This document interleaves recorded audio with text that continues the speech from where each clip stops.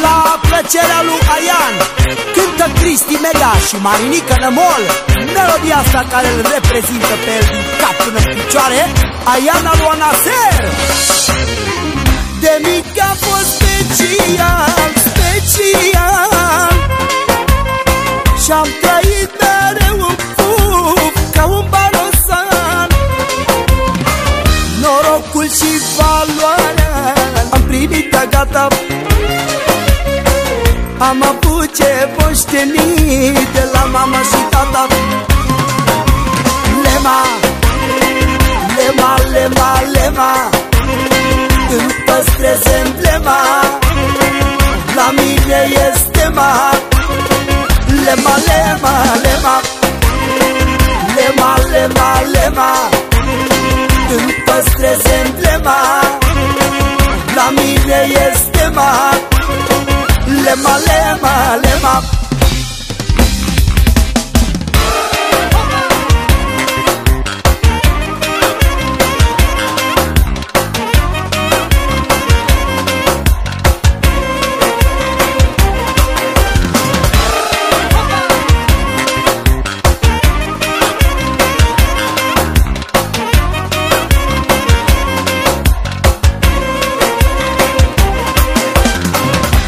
Băieți de vârsta mea mă divinizează.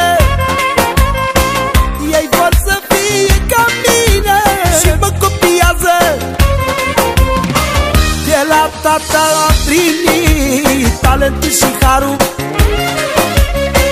Nu mai încercați să fiți ca originalul. Lema, lema, lema, lema, îmi păstrez emblema, la mine este ma. Lema, lema, lema, lema, lema, lema, îmi păstrez emblema, la mine este ma. Lema, lema, lema.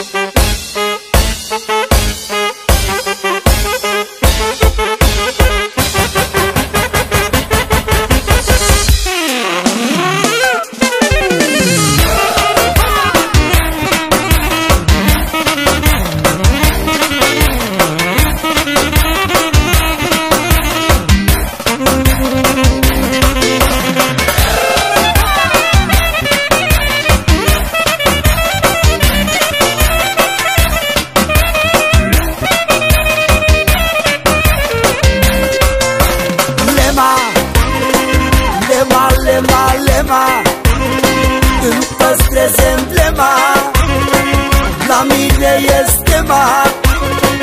Lema, lema, lema, lema, lema, lema, îmi păstrez emblema, la mine este ma.